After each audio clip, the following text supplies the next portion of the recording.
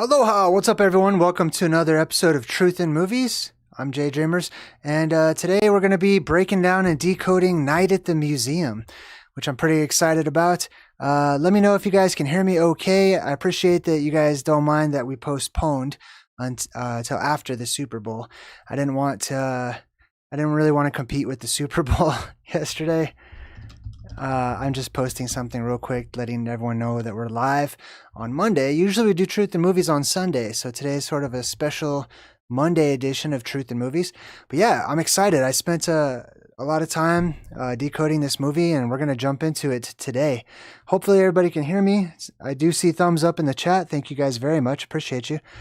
All right, cool. So we're going to jump into Night at the Museum. As we go over this movie, I want you to think about museums. I want you to consider, especially the huge ones, major ones. They're major places to tell a story from a particular perspective. They're going to be telling you stories, just like going to to school. It's going to be a lot of academics. You can still learn some things, so don't throw the baby out with the bathwater.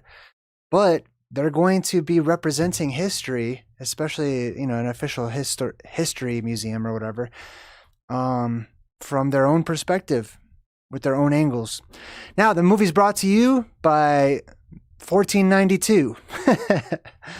And that's interesting to me that they have 1492 as the company, the production company, that they would even name themselves 1492. It's famously the year that Columbus sailed the ocean blue. They really pound that rhyme into a lot of Americans' heads. I don't know about you guys in other countries, but 1492, Columbus sailed the ocean blue. And then there's the whole Columbus discovered that the earth was round, which is garbage. That's not true at all.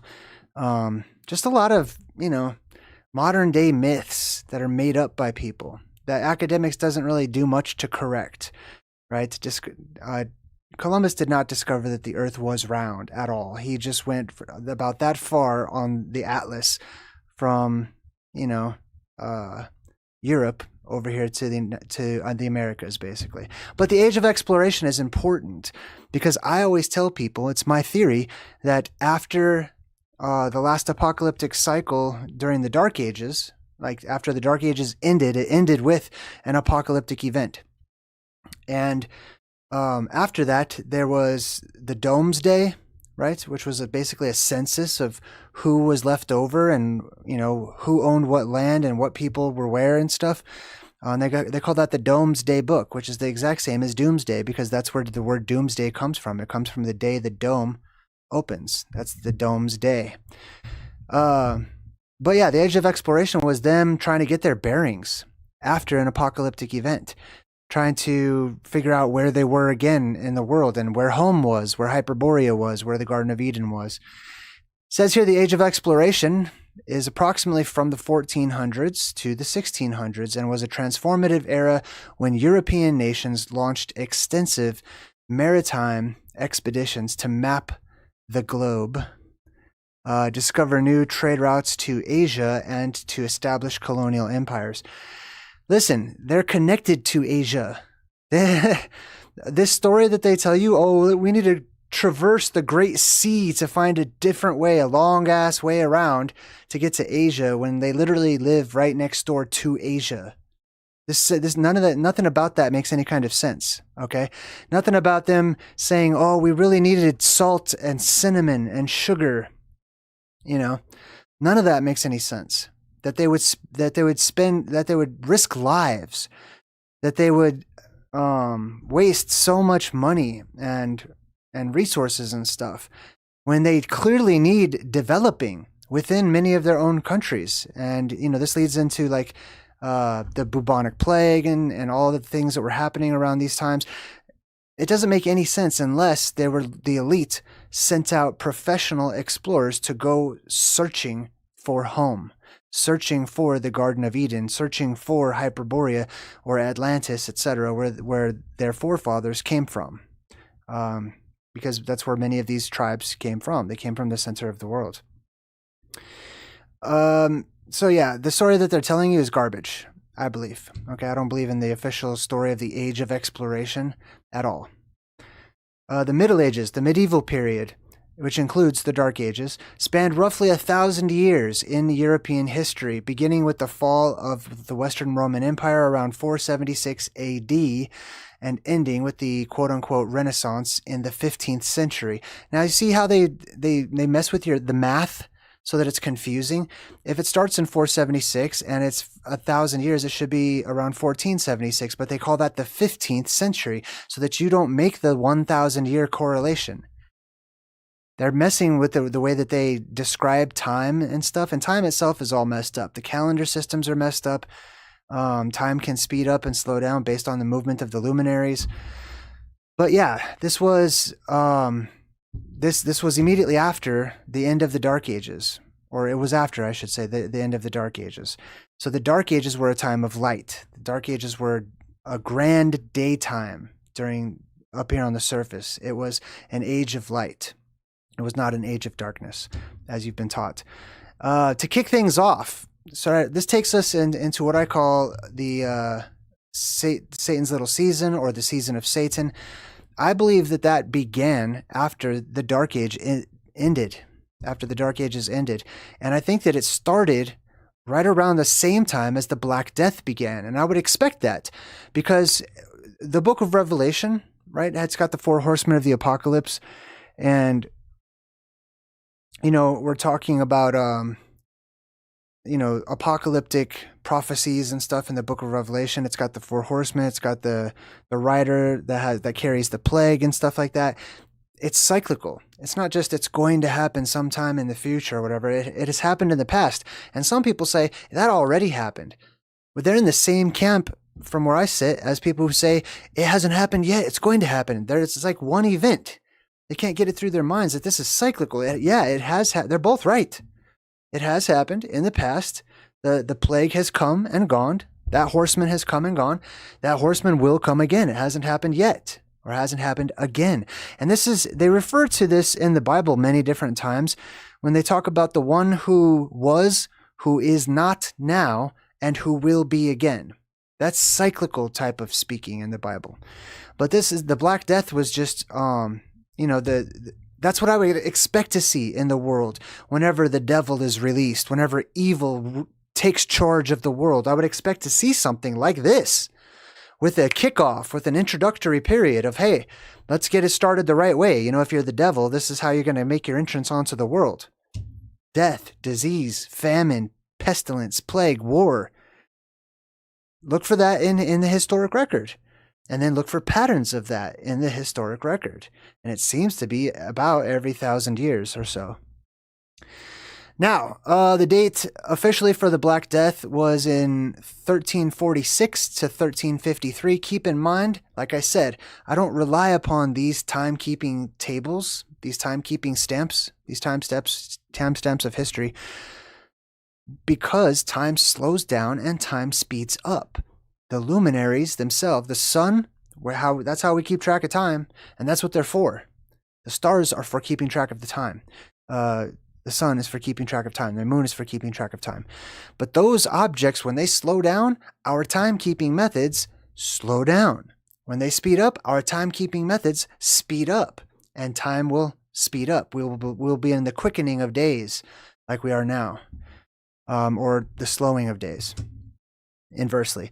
And that's Satan's little season, or the season of Satan, which I firmly believe that we are in. You don't have to agree with me. This is just my perspective. Okay, I don't need all kinds of evidence and historic records and put on my glasses and research this and that.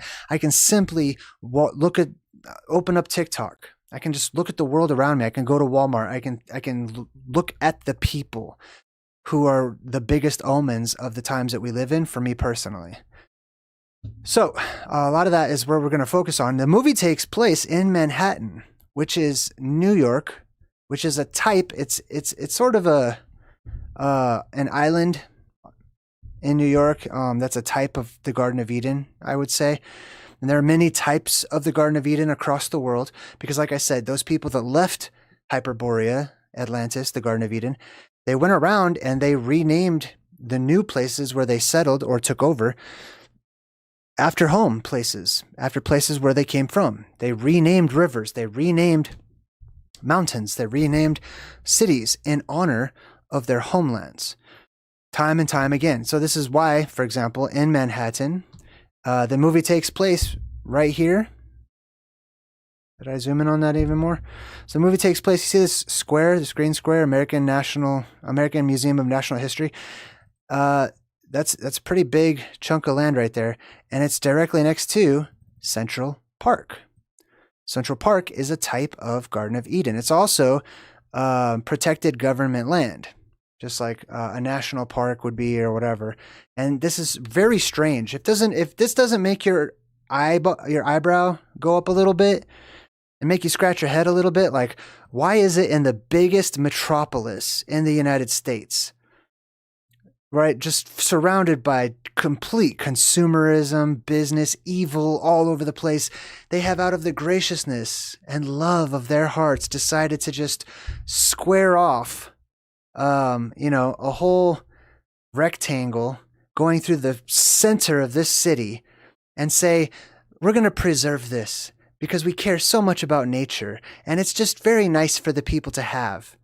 Do you believe that story about Central Park? Or do you think there's more to the story? Do you think there's possibly some stuff underneath Central Park, that land, that they are preserving it for specific reasons? I do. Excuse me. Not at the museum. And so here's the actual museum here. You can see. Now, they go into the credit scene and they're starting to show you some of the displays within the museum. And you can see these mannequins, all white, right? And you just intuitively know the mannequins are going to come to life. And I've seen that theme throughout my whole life of mannequins coming to life, and it's creepy. And there's video games where mannequins come to life, or can come to life. There's an episode of Doctor Who when mannequins come to life. In the video game Skyrim, mannequins come to life. It's like intuitively we know that these should be coming to life, that these should be moving on their own. And it's a little creepy. Like, this is in a lot of horror movies and stuff. But there's truth to it. And I believe that we tap into these truths through our collective subconscious, which holds memories of the past, which is prophetic to us when we apply them to the future, because everything is cyclical and it will happen again. When they start making these white humanoid robots, right? When they start putting them into these mannequin-looking suits, there's stores will buy these. And they're going to have them like pose, and you'll have moving mannequins. What better way for stores like Target and Walmart and all those other places, department stores, to show off their clothing line, but with actual mannequins that can move? They hire humans to stand in windows sometimes at malls. I actually did this one time when I was like an aspiring model a long time ago. I stood inside of like this, the store window, being like this human mannequin with these clothing or whatever that they wanted me to wear. But they don't have to pay humans to do it. When you could just buy a robot, change it out or whatever, or it can change itself. You know what I mean? I believe this is likely. This is possible that they're going to actually have these. And this is where the whole mannequins coming to life thing comes into play. And then eventually the mannequins, if they are robotic, will take on a life of their own during the plasma apocalypse, whenever the atmosphere is electrically amplified and it turns all of the robots on. And they have a form of sentience. They don't have to follow the programming. They will just do whatever. They'll just be on, and that no one will be able to switch them off, because they'll be fully invigorated through the electrical charge in the atmosphere. You won't be able to disconnect it. You'll have to smash it to turn it off. Basically, you'll have to kill it, and that can be dangerous to some people depending on what the robots are and what they're programmed to do and what they believe is right and wrong, and what directives they have and stuff, right? As they try to make sense of what to do. Then they show us the T-Rex. Here's the inside of the museum. We've got this lovely T-Rex, the Tyrannosaurus Rex, the dinosaur, Jurassic Park, the age of the dinosaurs. This is a bird, okay? I'm gonna be blunt. I'm just gonna be blunt with you, okay? This is all my opinion, blah, blah, blah. This is all my perspective. This is a bird. This is a giant bird during a time of gigantism, okay? Bird can have teeth. I don't know if you knew that. I'm about to blow some of your minds right now. This bird has teeth. They show you the teeth connected to the skull and everything. You'd think the teeth would fall out on dinosaurs. Don't you think that, right? Possibly, I don't know.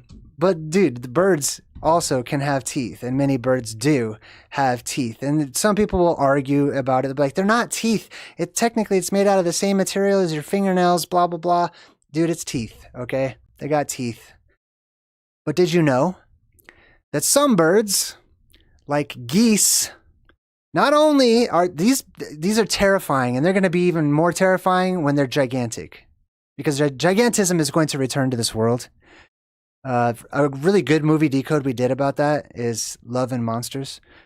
But gigantism will return to this world. Many of you are going to remain the same size, right? But everything born into the world to come after atmospheric depressurization, right? During the vapor canopy, low pressure system, not high pressure. Don't listen to any of those people that are telling you it's a high pressure vapor canopy. They're freaking liars. All right. They're ignorant. Okay. They just don't understand how it works. It's not high pressure. It's low pressure. Pressure will build back up, but we live in a closed system where, gases are introduced into it all the time. So pressure builds up.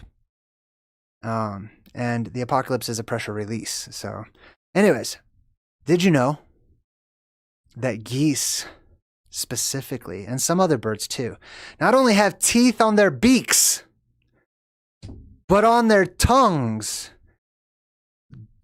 I could not even believe this. I've seen geese my whole life. Not once do I ever recall teeth on the tongues of geese or birds at all, ever. Look at this crazy horror. What's going on with the world? Like, is it just me? Is it me? Please tell me it's not just me. Okay, can you imagine if this was 12 feet tall? They're going to look more monstrous when they're a lot bigger too, okay? Especially when they got stuff growing on their, on them. These will look like monsters when they're gigantic in the world to come. And I'm sure they did once in the world before. Canada geese have teeth on their tongues. Look at this disgusting, creepy, real ass. Is this a Mandela effect? I feel like this is. I feel like the devil went in and started messing with the Mandela effect or something. I don't know, man, but wow. That's amazing. So imagine, if dinosaurs really are, most of them, large birds and large reptiles, you can imagine when you have like some 20-foot tall bird, two-legged bird that can't fly, a flightless bird, coming at you like, with razor sharp tongue, teeth face. You know what I mean? Whew, buddy. That's creepy. All right. So the dad in the movie. Okay, I'm just going to call him the dad. The whole movie is about a dad that can't really get his act together. He can't like find a good job or whatever. So he accidentally becomes a truth seeker, unbeknownst to him. And his son is like, he really wants to make his son proud, but his son's kind of disappointed because he's just like a jack of all trades kind of guy. But then he's talking to his son and I see these two towers in the background. And they're in Manhattan, and they're in Central Park. And I'm like, what are those two towers? So I check them out because they look interesting, the architecture. They're called the San Remo Towers.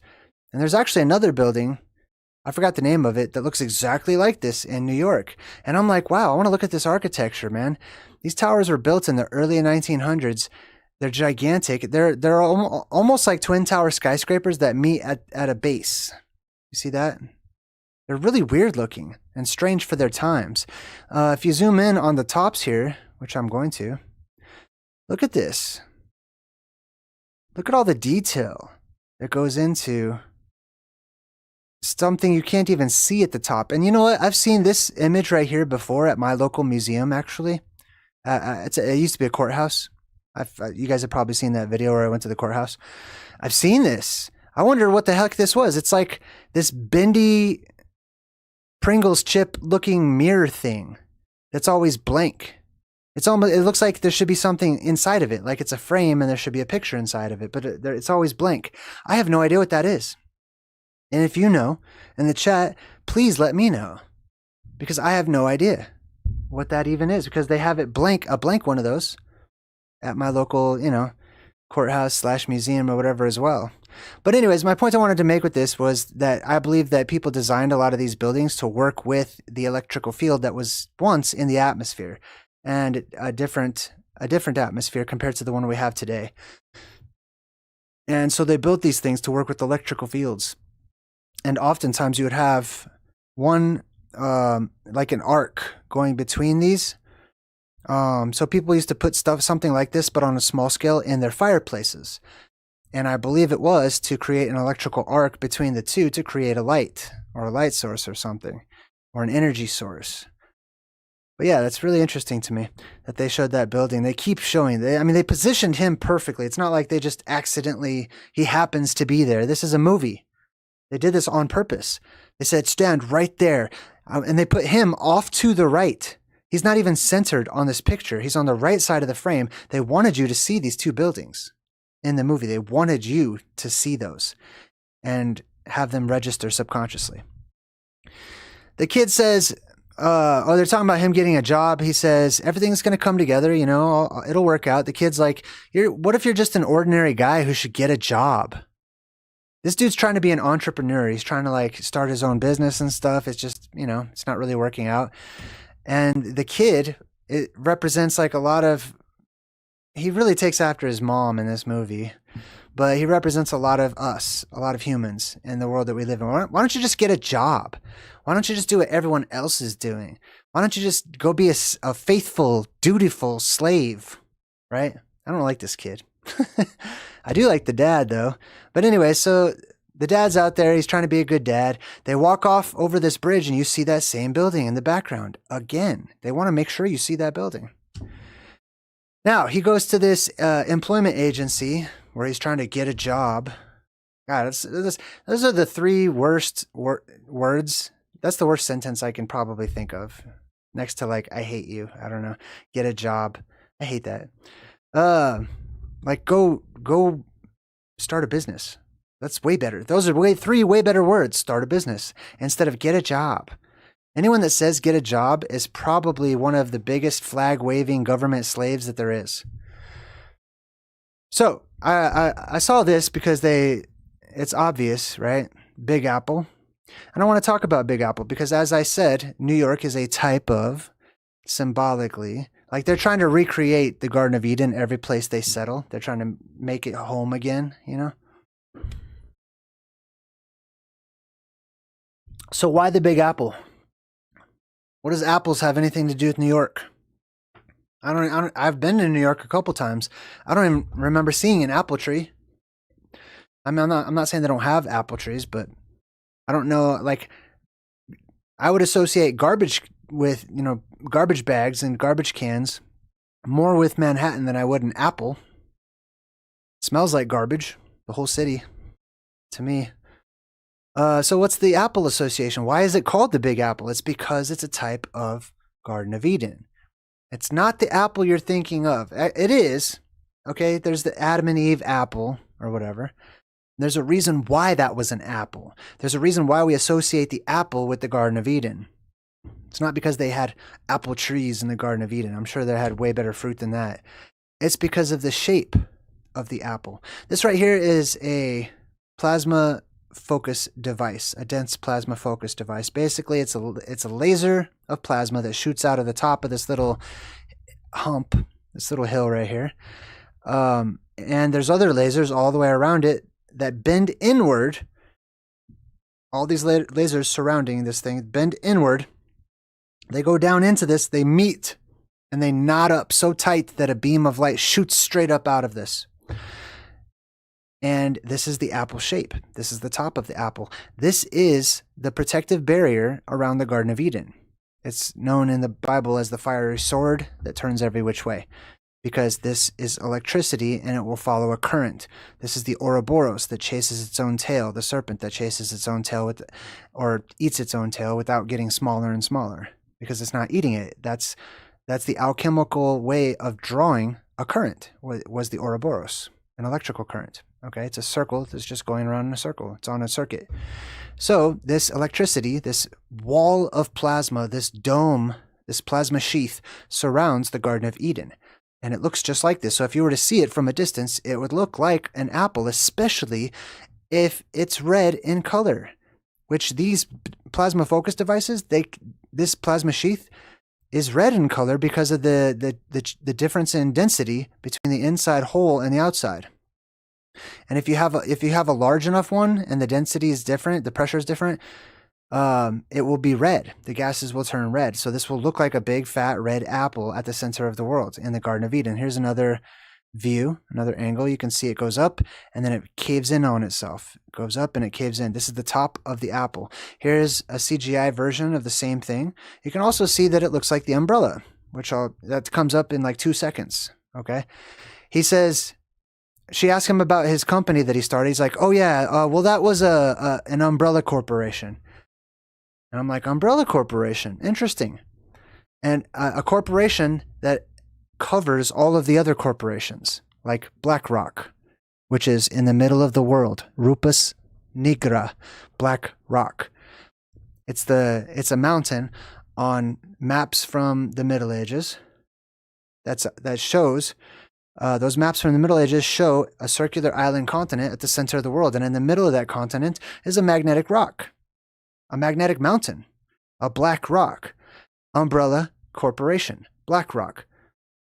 The umbrella is symbolic for those people that left the Garden of Eden. They left Atlantis. They lived for hundreds and hundreds of years because the conditions there allow them to, and they used their advanced knowledge to go take over the Southlands, to go take over the rest of the world. Wherever they settled, they're nomadic in nature. They become traders. That is their trade. They trade with people. Like, that's where that comes from. These are Tartarians, these are barbarians, these are Phoenicians, these ancient nomadic tribes, typically, having some sort of language root within Proto-Indo-European, root languages and stuff. They come from the North Pole, and they go take over the rest of the world. This is from Resident Evil. The Umbrella Corporation. It's an evil corporation that wants to take over the world. From Raccoon City, black and white symbolism, raccoon. Underground. Raccoon City is pretty much all underground. And you can go underground. There's a whole opening at the center of the world. If you go into that plasma volcano, Rupus Nigra, right? You can just go down in there. You can go down into the hollow earth. The Umbrella Academy. So all of the umbrella symbolism has everything to do with the symbolic plasma sheath or umbrella over the Garden of Eden. There it is again, the Umbrella Academy. And what this is, just like I said earlier, there are these mountains around the Garden of Eden, okay? Oftentimes they're referred to as the Septentrion or the Septentrio. 7 mountains. They're referred to in the book of Revelation. You can look that up. 7 mountains that are in the Arctic Ocean, and they do rise up, and then they get covered in water every other cycle, okay? When they rise up, when the gas is released from each one of these mountains, they will form a natural plasma-focused device where the ionized gas plasma will shoot up, it will bow inward towards Mount Meru, which is a magnetic mountain, and then it will meet at the center, creating a small star inside of the Earth. That star will shoot a beam of light out of it that goes straight up into the sky and straight down into the hollow Earth. That is the chemical makeup of the Garden of Eden. All right, so here you can see he's looking at the T-Rex. Let's examine this T-Rex. This is supposed to be a fossil, an authentic ancient bones or whatever, right? Look at all these like scrapes on it, all these little details, little holes. They're trying to add this stuff. This is not real. Not just because it's a movie, but when you see this stuff in museums, they try to make it look more realistic because it doesn't look real when they put real bones out there. Okay. I'm going to share with you some pictures I took when I went to the Museum of Natural History in Denver. This is a picture that I took of an alleged dinosaur. Let's check this thing out. Let's really scrutinize it. First of all, you see these? This reminds me a lot of those bird teeth. Okay. Like this doesn't, this is a bird basically, okay? Look at this, look at the eyeball.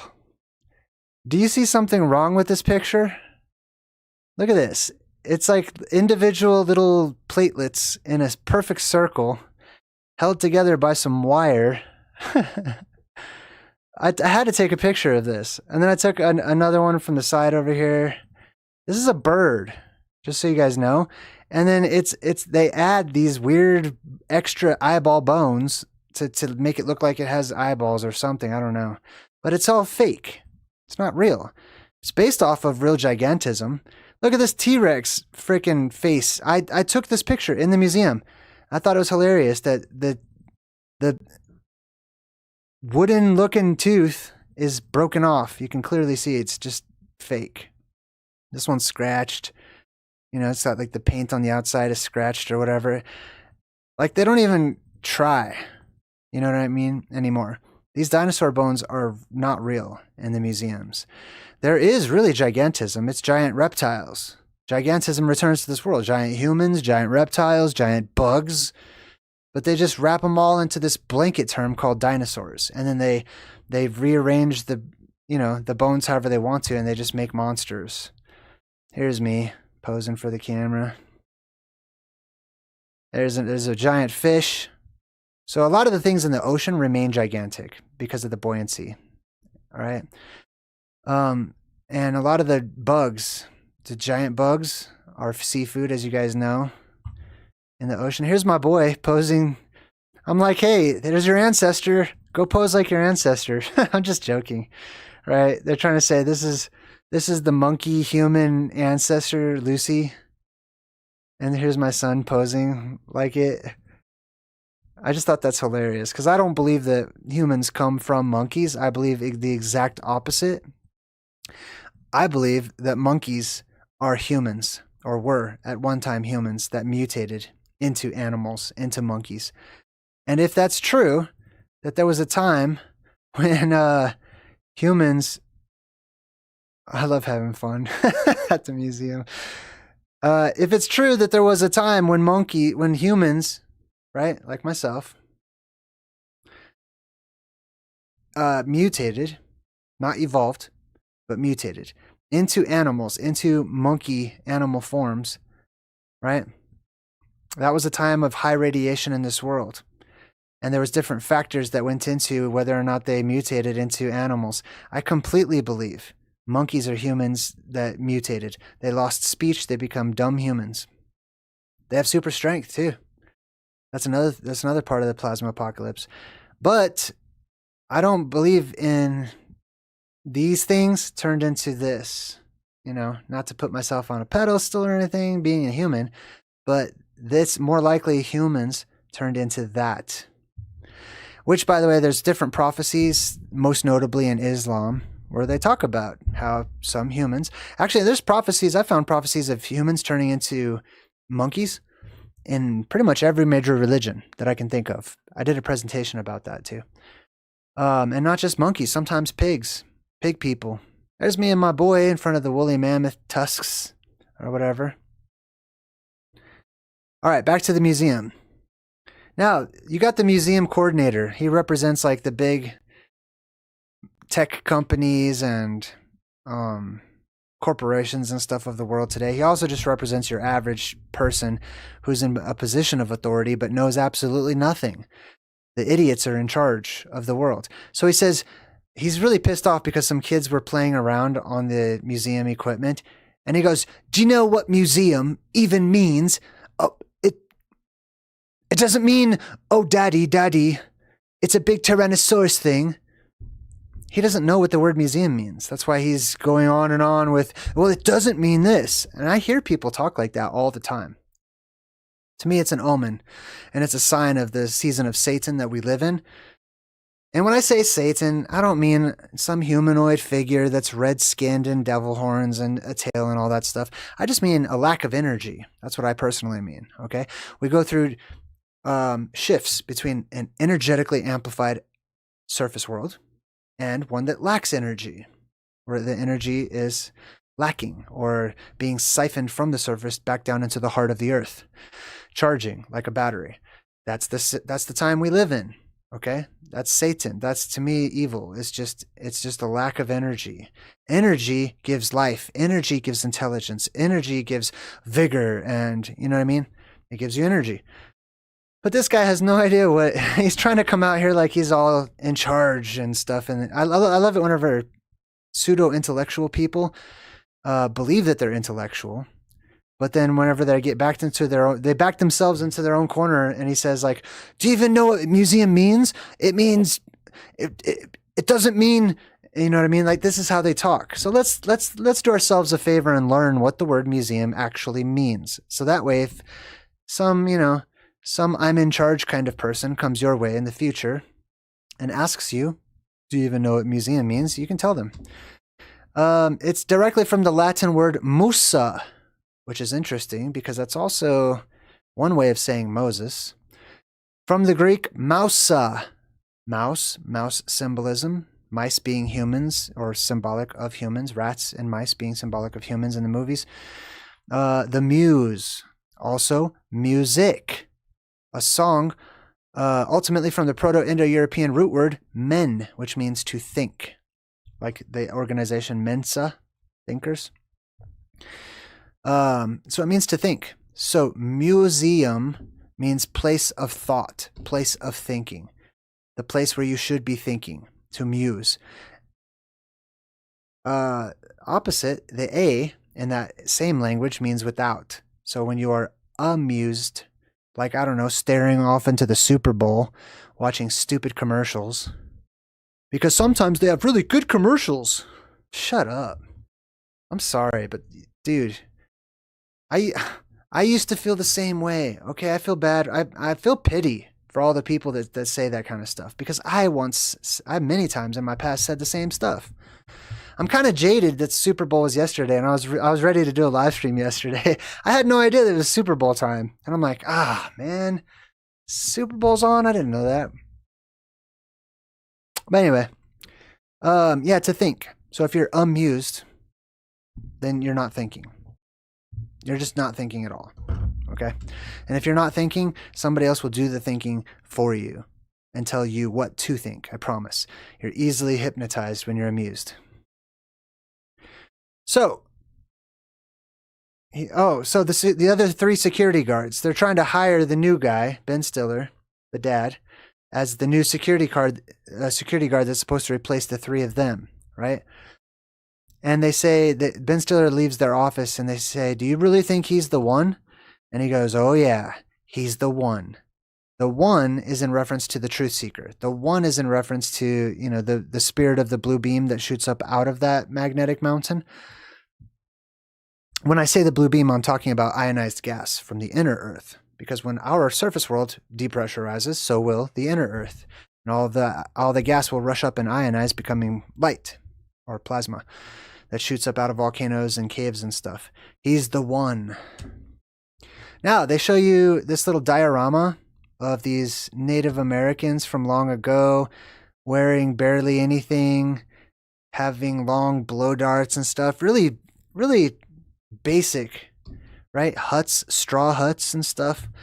Really basic ways of life. But then, contradictory-wise, they also show you them building this gigantic megalithic pyramid structure with advanced architectural forms using ladders. And that's it. And these guys are all working on this amazing pyramid. Something's not right here. I'm sorry, but in the same way that they try to get us to believe that we had all these magnificent structures in the late 17 and 1800s, but at the same time, people were, riding around on horses and, living in the mud, stuff like that. Allegedly peeing in buckets and then tossing their excrement out of their windows and stuff. And they have these magnificent skyscrapers and things, of the time. There's just a contradiction between the culture and the buildings. The buildings are out of place. The buildings are clearly advanced when the culture is clearly not. Something wrong. right? So let's take a look at this particular pyramid. I looked this one up, and let's dive into the architecture here, right? Obviously, advanced architecture. This particular one is called El Castillo. Oh, that sounds fancy. Wow, El Castillo. Yeah, it's some kind of Spanish from Chichen Itza, or Chichen or Kicken Itza. I've taught you guys about that repetitive kk sound and what it means. Hopefully somebody in the chat can inform you all and let you guys know, whoever's been following along. What does the kk sound mean, or the cha-cha sound, or chaka, or kacha? What does that mean? Somebody let me know in the chat. El Castillo, what does that mean? Quite simply, it means the castle.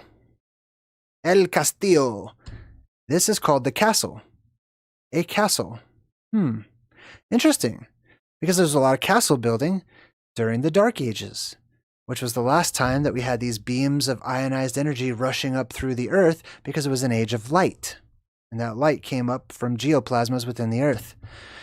The castle, this pyramid, which also means light inside, fire amid, pyramid, light inside, is called a castle. Well, that's interesting. Let's go further than that.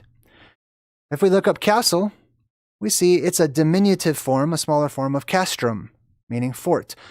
But from the Proto-Italic, the ancient Italian, castro, which means a portion or a share.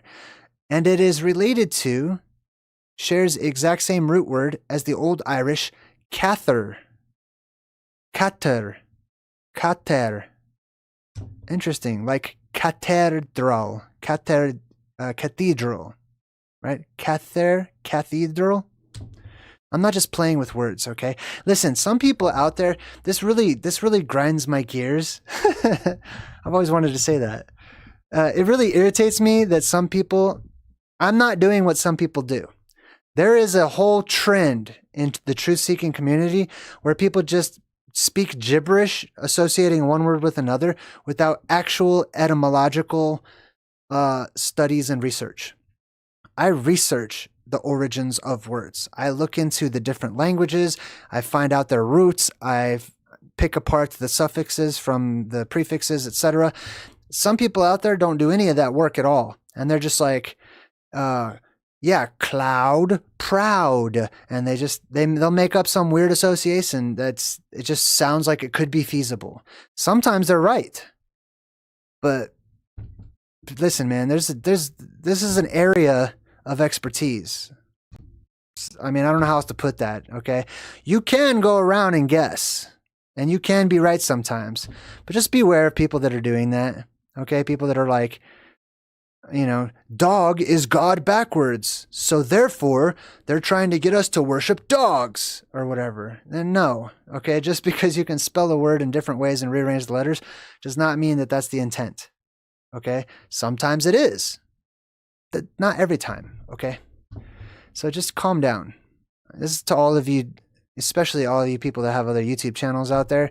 You need to calm down, okay? Step back, take a breath, research it, let it marinate for a bit, okay? Look up the actual roots of the words, please. Anyways, cathedral, right? Which many of these cathedrals have these two towers on them, which to me act as a type of anode and cathode for an electrical circuit. And they're clearly built in this Gothic style, back during a time when people lived in the mud and, were on horse and buggy, or not even buggy, horse-drawn carriages, if that. You know what I mean? Walking around in the mud and muck, like with a chisel and a hammer, as my lunch break says. Cathedral. What's the root word of cathedral? It comes from kata, which means down. That's interesting, because if we're talking about an anode and a cathode, electrically speaking, one of these pulls downward energy, and one of them releases energy upward. So cathedral, kata, down, also implies like the underworld, or what else? To sit. You know what I mean? There's different implications, but in short, it means down. If you look up the word anode, Guess what that means? From ano, upward, or ana, up. Means up. Anode means up. Kata, cathode, cathedral, etc. means down into the earth, into the underworld, etc. Here's a castle surrounded by water. We know that castles have moats oftentimes, right? Why? Well, it's better to protect from their enemies. How many enemies were there exactly during the time when the world's population was like 1 million people or whatever? You know what I mean? Do you really need to go through that much work and that much labor to protect yourself, you know, like on a lake? You know what I mean? This is quite the ingenuity to protect yourself from all the enemies of the time. There weren't that many people back then. Allegedly. That's what I hear, at least. You know what I mean? This worked with electricity. Lots of these huge places, especially megalithic places. Man, I was trying to... Angkor Wat is a good example, right? Surrounded by water, just like this. It's working with electricity. You need a massive amount of water when you're working with a massive amount of electricity. So we have castles surrounded by electricity, right?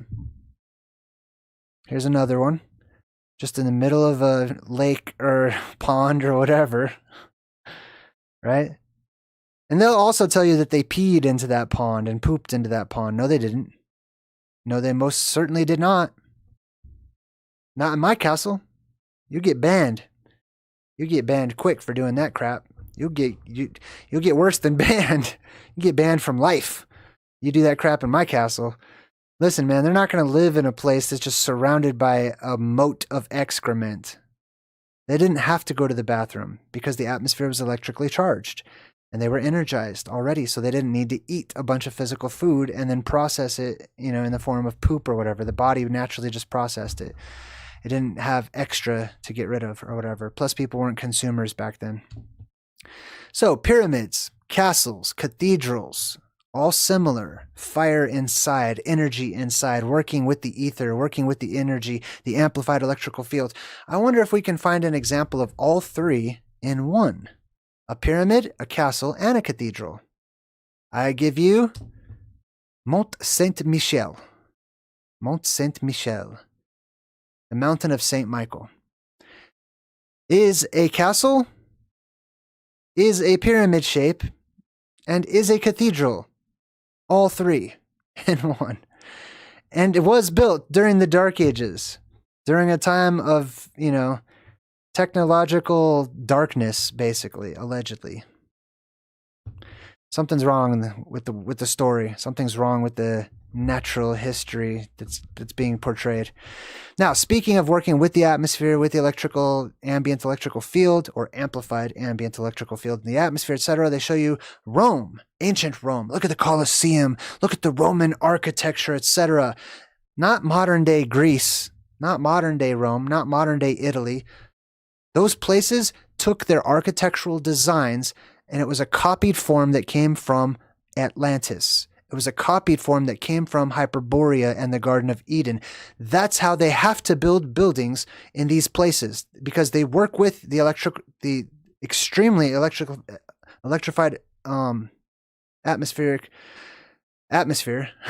Sorry, in Atlantis. Okay, and so this is what the architecture looks like there. When those nomadic people left, because cataclysm struck their island. This is when they did build things and they did establish cities and stuff. This is what how it looked. It's not just pretty. It's not just beautiful. Not just artistic. It's practical. It was reasonable to build it like this because it made sense. It was useful. It worked with the electrical fields. It worked with magnetism. That was necessary at the time in different parts of the world, until all that energy, like I said, dissipates and goes down into the heart of the earth, leaving us with no energy up top any longer. And then we look at wonders like this and go, wow, I wonder why they made it look like that. Maybe because it's just pretty. Maybe they were just all Renaissance artists, you know? No, not at all. Anyway, Rome. Modern day Rome is not the original Rome. It's called Rome because they worshipped the ram shape directly above the Garden of Eden when they looked up in the sky and saw this crescent, the horns, to some sort of minotaur stick figure plasma being that was standing over this holy mountain. They worshipped the ram. They worshipped the goat god, the horned god, etc. Some people.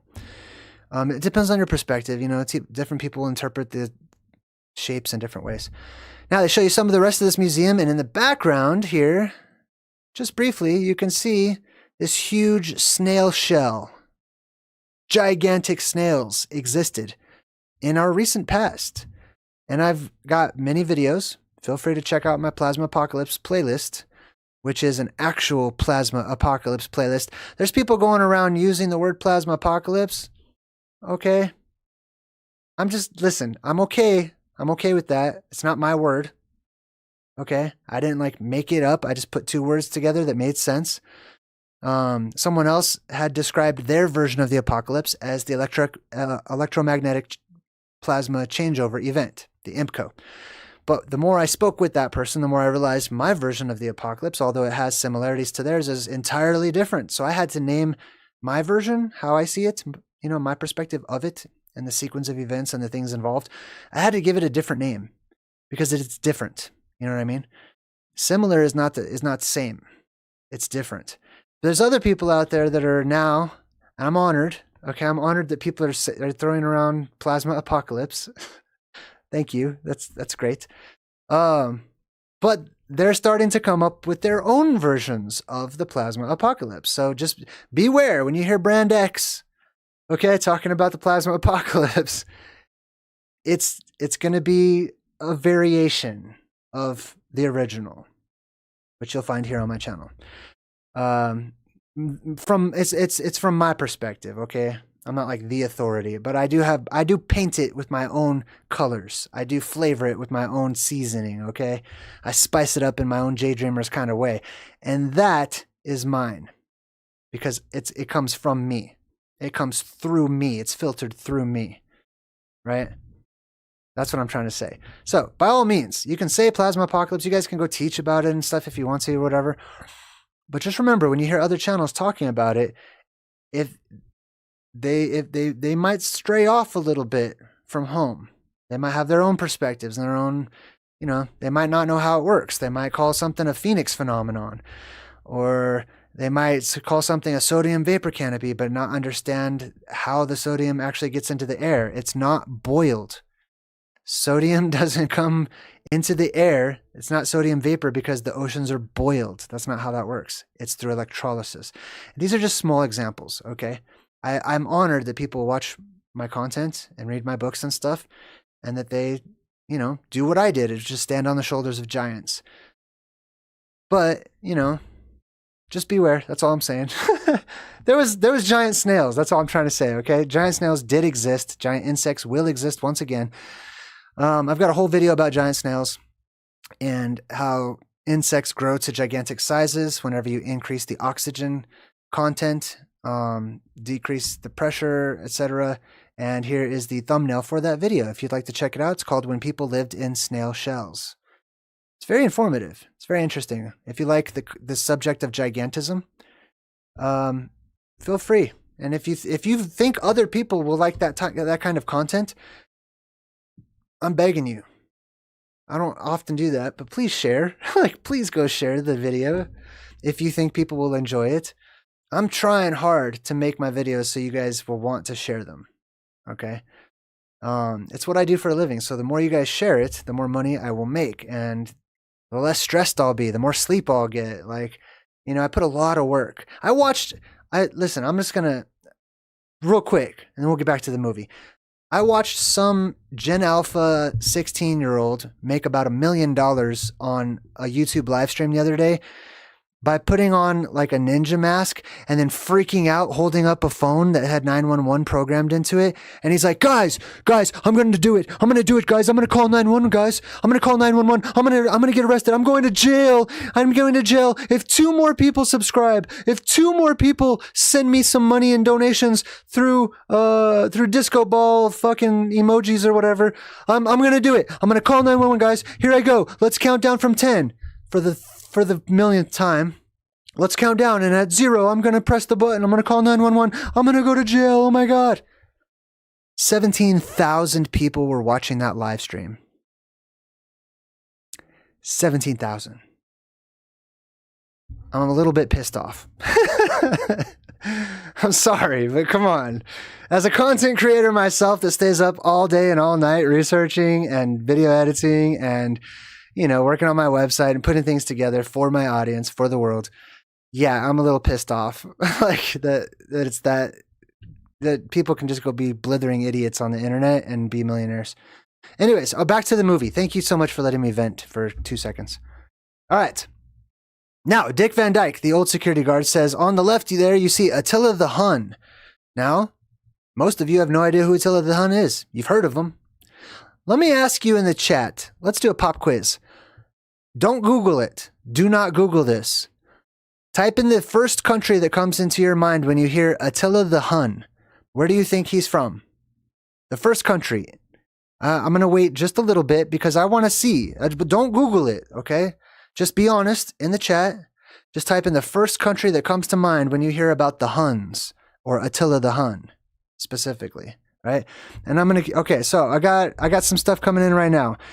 Let's see. We got Charlie who says Tartaria. I got Hungary, Germany, Tartaria, Mongolia, Asia, Mongolia, which is, close to like China and stuff. Rome. Oh, okay, Rome. Actually, that's a good guess. Rome. Let's see, what else? Tartaria, Sweden. Wow. Mongolia. Very good. Let's learn a little bit about Attila the Hun. Okay, I'm going to tell you everything you need to know. Well, I'm going to give you the gist of it. Here is their version of Attila the Hun. Let's take a good hard look at this, okay? These to me look like a bunch of Chinese dudes, okay? I'm just going to be judgmental real quick. They look like Asian dudes, right? Just at first glance, okay? That's how they're portrayed in the movie. This is how they're portrayed in real museums as well. A figure of Attila the Hun in a museum in Hungary. There he is. Boom. Asian people, especially Chinese people and stuff like that, they can't grow facial hair that great, okay? It's just a part of their genes. Here he is again without any facial hair at all. And you can see he's got sort of this Asian kind of style look to him. Here is where they come from, the Huns. Now, over here is the Adriatic. This is the northeastern part of the Mediterranean, basically. Here's the Roman Empire, right there. Here's the Black Sea, right there. This is basically Romania. The Huns, Attila the Hun, was European, okay? But we have it banged into our head that he's like some Chinese guy, basically, right? Some Asian guy, some Asian leader that must have killed a lot of people and took over like the Asian version of Alexander the Great or something. But he wasn't at all. He's from Romania, Europe. He's European. Look how far away Asia actually is. Hold on. Let me zoom out a little. You can't even see it on here. This is Europe. All the green. This is smack dab in the middle of Europe. Okay. Now, was he Tartarian? As you guys said in the chat, I believe yes. Okay. I believe so. I believe a few of these people that they want you to think we're just Chinese or Mongoloids or whatever were actually like Caucasian people from the land at the North Pole. Or not Caucasian. I don't think that's a good word because Caucasian today is a little different than the original people. But here's another picture of what people believed he looked like with way more facial hair. Here's another picture right here. If I could zoom in a little bit of Attila the Hun. Looks more like a Viking in this picture, I think. There he is again. So what's going on? Right? This is like the opposite of whitewashing, which happens to every culture, okay? Here's another drawing of what they believe Attila the Hun looked like. Here's another side view. Does that look like some Chinese dude? Not to me. Does that look like some Chinese dude? Or whatever? Asian dude? Not to me. Now, what does his name mean? I believe, like I said, I believe he is actually Tartarian. And they're going to try to convince you guys Tartarian is just a blend. Just a blend of nomadic peoples from everywhere or whatever, all across the world. Mostly Chinese, though, if you want to envision them. Like this is your school system, how they teach this. They want you to think of Tartarians as like they want you to envision some ancient caveman looking barbarian Chinese guy. Okay, because that's kind of what comes to mind when we're first taught this, if we're being honest. But then they say, no, it was just a blend of all the people or whatever. That's not how it worked back then. People stuck together. Okay, the blend of different tribes comes from the North Pole, where there were 13 different tribes, separate actual families that stayed separate. They were equal. They were separate. They were all about their bloodlines and stuff like that. Those are the same 13 families that run the world today. Attila, what does it mean? Now, if you look it up, it will say, noun, king of the Huns, the most successful barbarian invader of the Roman Empire. Barbar means bar of bars, pole of poles, tree of trees, the tree of life, the axis mundi. That's the beam of light that shoots up out of Mount Meru. It's also serpentine-like as it spirals upwards, right? The serpent wrapped around the tree of life, the apple, all that stuff. But this is not what Attila means.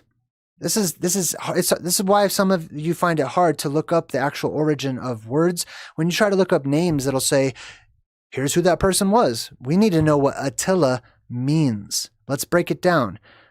Attul is the root of Attila.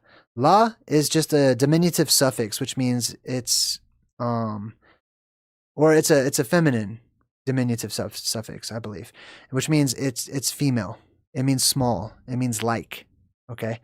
So it means like Attul. What does Attul mean? Well, if we look it up, we can see. Oh, well, let's look up the official word Attila real quick. And I'm sharing with you how to actually research and perform etymology, which is a function. It's the study of word origins, right? So let's look it up. The name Attila likely originates from a Turkish or East Germanic root, with the most commonly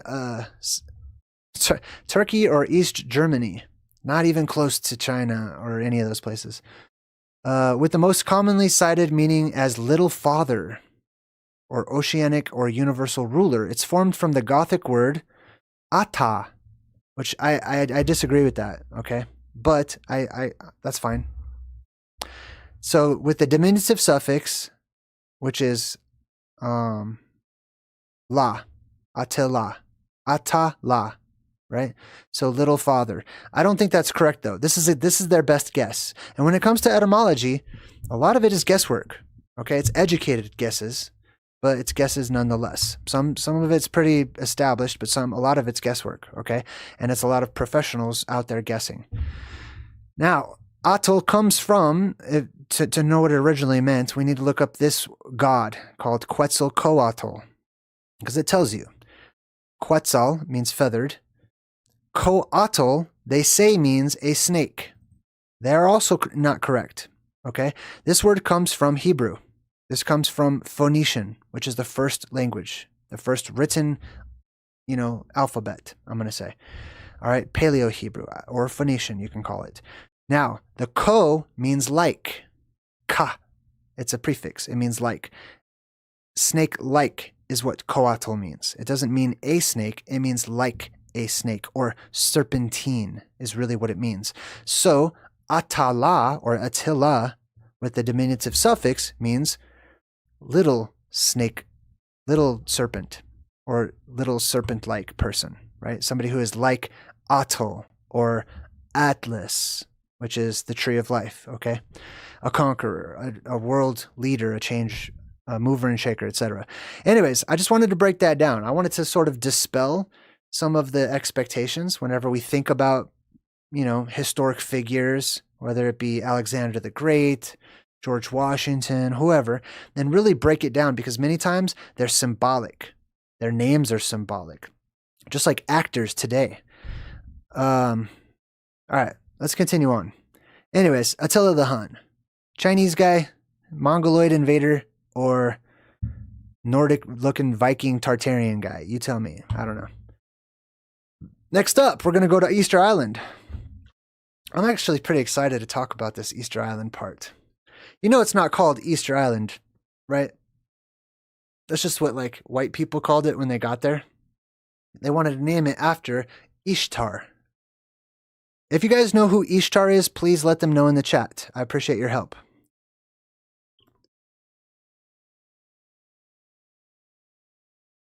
All right, now, Ishtar Island. Easter Island. He says, and we have here our Easter Island head. That's what they call them, the heads of Easter Island. Let's do a deep dive on that. The actual name of the island is Rapa Nui, which is a Polynesian word, or Polynesian name. Rapa Nui. What does that mean? Well, it says here, if you look it up, Rapa Nui means Great Rapa. Great, okay. This is why it's hard to study the origins of words. They give us the meaning of one of the words, which is Nui, but not Rapa, because they think it's a noun, and they don't have to, nouns don't have meanings anymore. They're just labels. Rapa Nui, Great Rapa.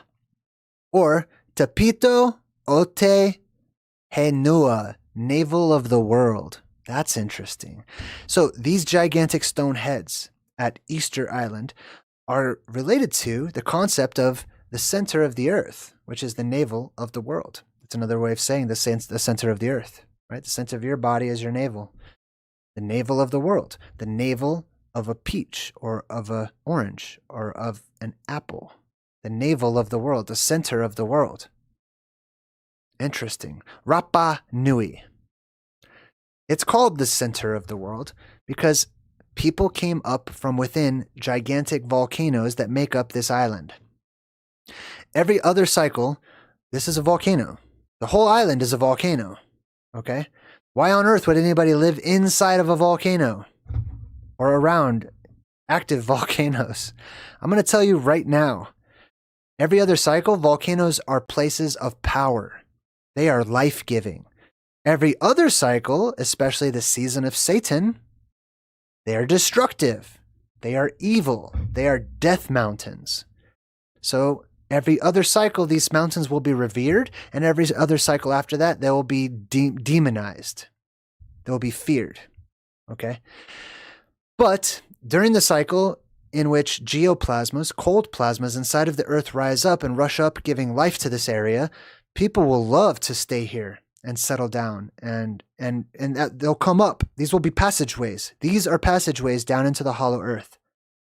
People, civilizations, plants, and animals will come up from these inner earth entrances, these portals, these tunnels and gateways, when the time is right and when they can, because the electromagnetic field is down. Okay?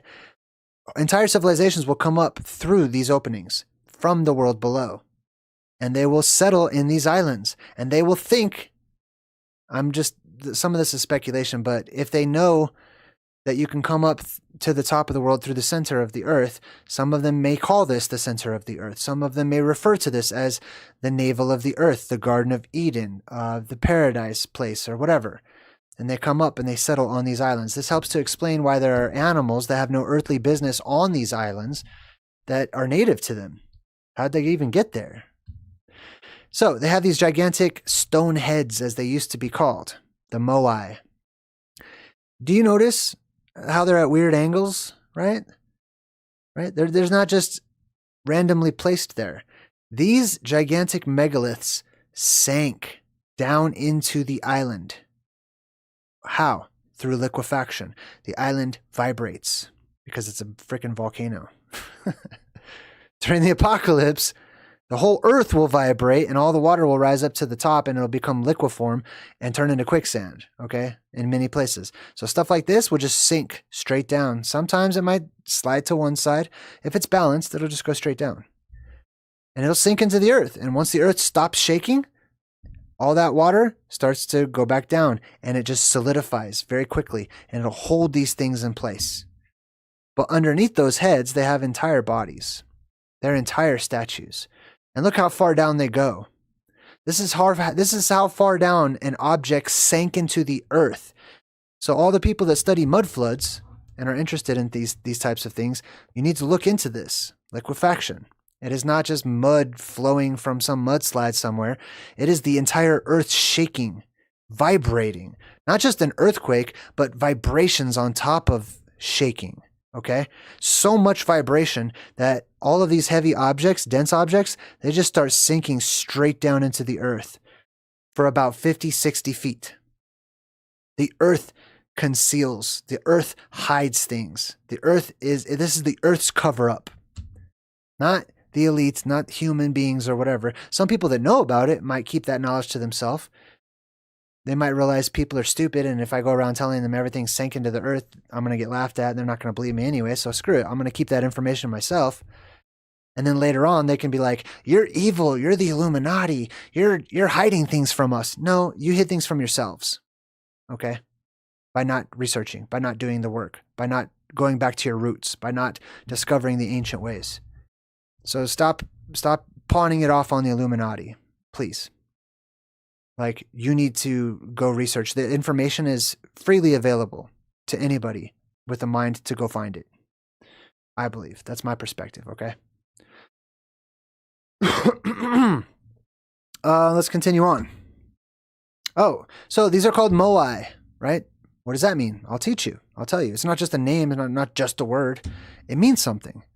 It's directly related to build a bridge, Moana, right? The Disney movie Moana. Very much related to that, okay? From the Polynesian or Proto-Polynesian word, Moana. If we look all the way down here, you can see Moana implies a gap or something with depth, a hole in the earth, essentially, right? Something deep, like the ocean is deep, right? The deep place. These Moa, it's not really Moai, it's more Moai, like Hawaii, right?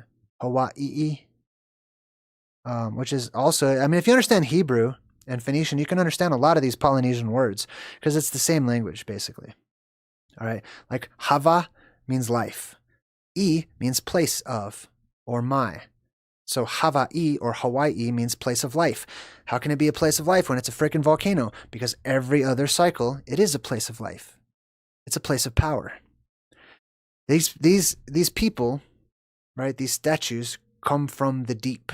They came up from within the earth, from the hollow earth, where the Atlantean civilization came up and sprang up from. What else we got? So let's look up Rapa. What is the meaning of Rapa in Polynesian? In Polynesian, Rapa commonly refers to a place name signifying either Rapa Iti, Little Rapa, in the Austral Islands or Southern Islands, of Rapa Nui, the Great Rapa, or Easter Island. Blah, blah, blah, blah, blah. In Maori and some Polynesian contexts, it also means a blade of a paddle, a rudder, right? Now we're getting that beam to mind, right? A paddle, a blade, etc. As a verb, Rapa means to flash like lightning.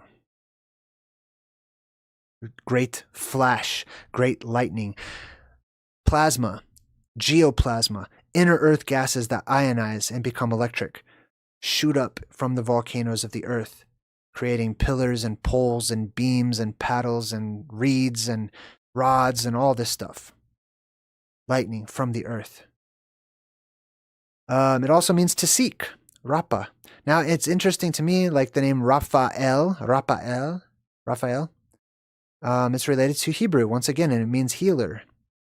There's a mountain range all the way around that island at the North Pole, known as the Raphaim mountain range. The mountains that heal people. Speaking of mountains, let's go to Africa. Let's talk about, speaking of monkeys and monkey people, let's talk about the out of Africa theory, okay? If that sounded racist, it's not. If you understand that I believe that monkeys are humans, that it's opposite, okay? Monkeys don't turn into people, people turn into monkeys. Now, where'd I get this from? Damn, I forgot to take a screenshot. Hold on, let me go forward a little bit here. I think it showed it. Where did they show it? Well, in the movie, maybe I forgot to take a screenshot, but in the movie, in the background, they show you the Africa. I obviously forgot. They show you the Africa exhibit, okay? And they show you Mount Kilimanjaro in the background. I'm so sorry I didn't take a picture of that. So let's talk about Africa. That was an abrupt transition. Kilimanjaro. This, you may have seen this mountain, okay? It's featured in the movie. Interesting. Now I'm going to tell you off the start, I did not look up the origin of this word. I forgot to, okay? But I just want to focus on the mountain itself. This mountain is not a mountain. It is a volcano. It is the largest freestanding mountain or volcano on Earth. The largest known one. Obviously, Mount Meru is going to be even larger, and there's probably other ones in the Arctic that are larger than this one. But Mount Kilimanjaro, the largest volcano, freestanding, meaning not a part of a mountain range, okay? Just like it pops out of nowhere. Largest one on Earth, smack dab in the middle of Africa, in Tanzania. Interesting. But it doesn't have the largest, what do you call that? Caldera. So the caldera is the crater at the top of the volcano, the opening, right? You would think Kilimanjaro being the largest, freestanding mountain on Earth, would have the largest caldera for a volcano, but it doesn't. There is a volcano called the Ngorongoro, and it has a crater at the top. Its caldera is like, God, I can't remember off the top of my head, but this is it, okay? Miles and miles and miles wide. This is a volcano you're looking at. This guy staring off into this valley, this crater, okay, is actually standing on a gigantic volcano where life flourishes. This is directly related to the new Greenland movie, by the way, and I did decode that movie, so go check that out. It's like 1 or 2 decodes ago, I think. That might have been the last one we decoded. I can't remember. Now, what is this called? In Tanzania. These are right next to each other in Africa. Ngorongoro crater in Tanzania. The Ngorongoro crater, located in northern Tanzania, is the world's largest intact, unflooded volcanic caldera, spanning 260 to 300 square kilometers. That's approximately 100 square miles. With 600-meter high walls. Does this sound familiar to you guys? It should, right? Here's where it is. There's other volcanoes in the area. You see those little triangles? Each one is a gigantic volcano in the middle of Africa, right next to the largest freshwater lake on Earth, I think, Lake Victoria.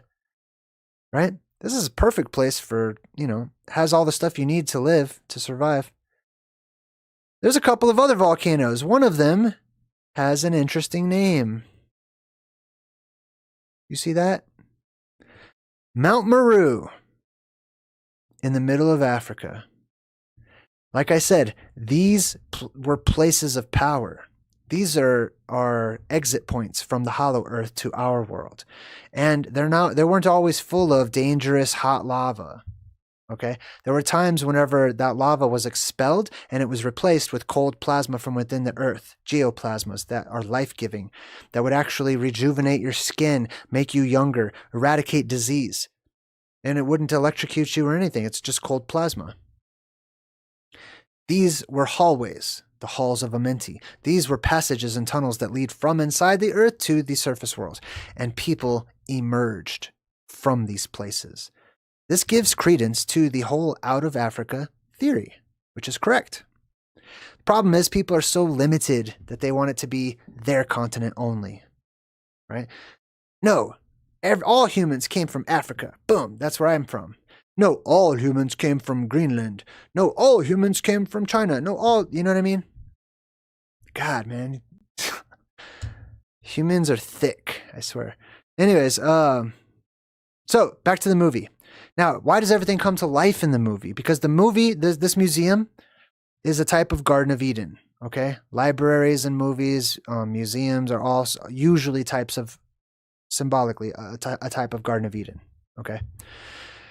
Now, there's something specific that makes them. There's something magical a magical item in this museum that makes them come to life. I'll get to it in a minute. First, I want to talk about this pharaoh. Okay, there's a mummy. There's a dead guy, right?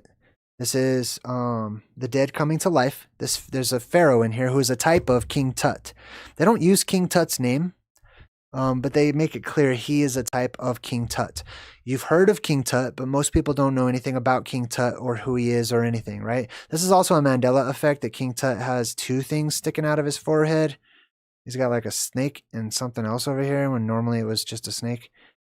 And shout out to the channel C3PO's Golden Calf who pointed that out to me. I appreciate it. King Tut. Here's the Tet, right? Tet is symbolically what you would call that island at the center of the world because it's in the shape of the ancient letter called Tet, which is a circle with an X in the middle, or 4 rivers around the circular island. Okay, that's called Tet. King Tut, right? Who is King Tut? Let's talk about this real quick, okay? I want to give you some knowledge. King Tut, also called Tutankhamun, or Tutankhamun, or Tutankhamun. People, just people have say it like a cowboy here in America. Tutankhamun. But it's really Tutankhamun. Tutankhamun was born around 1341 BCE. And he was given the name Tutankhaten, which allegedly means the living image of Aten. I will explain all this stuff too. He died at 19 years old, allegedly. Okay. Now, I already explained how to say his name, but let's break his name down. You can see it starts with the Tet, as I explained. Right, the circle, this is the Garden of Eden, okay? It's the circle with the 4 rivers, the Tet. That's also Thoth, or Thot, or Tot, etc. Tit, tet, tat, tot, it doesn't matter what the vowel is. All of that references the Garden of Eden at the middle of the world. Tet Ankh. Ankh is life, and then Amun means missing. So let's put them together. Here's the Tet. So here's an example of what it looked like in early Hebrew, Phoenician, Middle Hebrew. Late Hebrew kind of looks like the number 6, but that would turn over time into the number 9. It's the 9th letter of the Hebrew and Phoenician alphabet. Here it is in the modern Hebrew, right behind me. Here it is in Egyptian, same exact letter, up here in the upper left-hand corner. We'll go back in time, we can see how they all changed. The letter Tet. Here's Theta, Tet. Right? So it was a circle with an X, the X-Men symbol. Tet Ankh, Tet Ankhamun. What is Ankh? It's the symbol for life. It is the plasma beam that shoots up, branches its arms out, that beam of plasma, the geoplasma that shoots up from Mount Meru, Rupus Nigra. It shoots up, it spreads out, it creates a T shape in the sky, it creates a cross, a cruciform, a Y, you could say. And then there's a circle right above it, which is the apex dome, which is a portion of the firmament that lights up. And it's a symbol for life. Like I said, those are geoplasmas that light up the earth. Amun means hidden, the hidden god, like amun-ra, when Ra was hidden. There was Ra the sun, or light source, really. There's different suns throughout antiquity, right? We didn't always have the sun, okay? And the sun is not what you think it is either. So Amun means hidden. Tut Ankh Amun. Let's put them together, right? Tut, Tet, the land at the Garden of Eden. Ankh, the beam that shoots up out of it, the tree of life, right? The God of Eden, however you want to see that. And then hidden, gone, means it retracted into the underworld. Those geoplasmas went back into the underworld to charge, which means that's the time that he lived in, okay? The hidden one, when it was not seen, when it was gone. When the Ankh of the Tet was hidden. That's literally what his name means. Now, Amun means hidden. They also say Amen after praying, right? Amen, Amun, Amon. In Revelation 3:14, it literally says, to the angel of the church of the Laodiceans, write this. These things say the Amen. They call God Amen. The faithful and true witness, the beginning of the creation of God. Why isn't God saying this himself? Because he is Amen. That God, that energy, that place of power, dispelling its power and manifesting itself, is not to be seen. It's missing. It's gone. It's not visible. It is invisible. Aten. Okay, now hold on. I know we're going down a little side route, sort of, okay? And I know I already broke this down when I broke down the movie Stargate, right? We did a lot of hieroglyphics in Stargate. But Aten is the sun disk. So you could look at this one of two ways. Either it is the apex dome that was glowing as a type of sun, or the actual sun, right? Why am I pulling up the name Aten, or the word Aten? Because King Tut's father's name was Akhenaten. Akhenaten. Okay, we're going to break that down because it's important. Because there's a distinction. If you don't know anything about Egyptian history, Akhenaten was famous for changing the way people worshipped in ancient Egypt. Okay, as the story goes. He said, there will be only one God. We're worshiping one God and one God only. Now, in the modern world, we tend to project our God onto that, and we say, oh, he was, this or that. But he wanted everyone to worship the sun disk, that one God, when the sun appeared, right? When the sun, the focal point of light appears, it's during a time when all those geoplasmas go back down into the earth, and all of the vapor around the world has been burned away, and there is no vapor canopy anymore, and there are no multiple places of power, aka gods, ruling over certain districts or beams of light coming up out of the earth. They have all retracted. They have all gone away. Then we have a focal point that comes out, right? Giving life to the world or whatever. It's one way you could look at it. You could also look at it as the apex dome. I'm not sure which one it would be, okay? But there's a clear difference between, there was a shift between worshiping one light source and many light sources. And to me, this is, the multiple light sources that were seen with the geoplasmas that erupt out of the earth versus the focal point making its appearance out of the vapor canopy. So he says, this is what brings all of the museum to life, the tablet of amun-ra. So Ak, I believe, means like in Egyptian. I think I might have looked that up. But Mun-ra is essentially the word menorah. Mun-ra, menorah, menorah. Okay, that's exactly what it is. It's menorah, and it's related to light. Ra is related to light. Menorah is related to light. What is a menorah? From the Semitic word nur or nur, which means to shine, to give light. Compared to the Arabic word nar, like Naruto, right? That's the root of the word, is fire or light or plasma or energy, right? Menorah, seven-headed light, basically, to give light, shine. The ancient word for the apex dome was sin, but people also pronounced it sheen. When something has a sheen, it glows. It has a glow to it. Sheen is also to shine. Anyways, I don't want to get too deep into all these words and stuff. Ak, here it is. So like Akhenaten. Ak means transfigured spirit or shining one. Remember that. Ak means shining one. I'm going to make a correlation here in just a second. Ak in Hebrew means truly, verily. Also, stuff like that. Akin in Hebrew means truly. Also, many other words that are similar, but truly, okay? Akin, aten, truly, aten.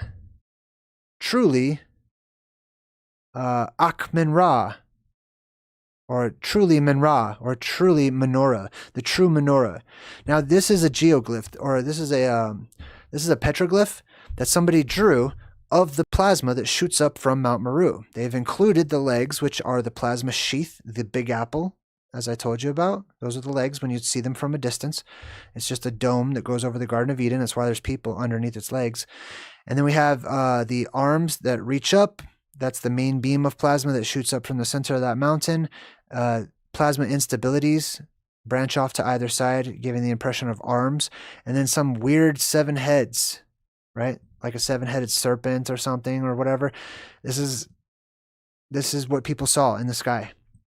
And they saw it in this place right here. This has 4 lands. This is the Tet.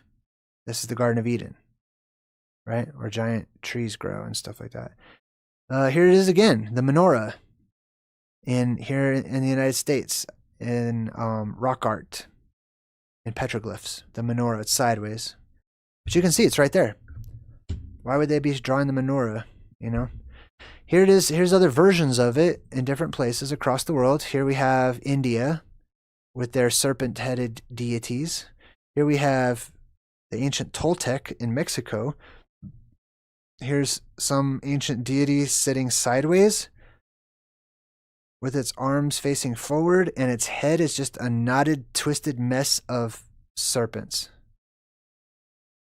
7 of them. And here it is again. By Native Americans. Why? Because people saw this. It's a shape people saw in the sky. All right, so back to the movie. Ben Stiller, the night security guard, he's settling in. He's doing his job. He's kind of bored, doesn't know what to do. Doesn't really want to check out the museum, but then things start coming to life.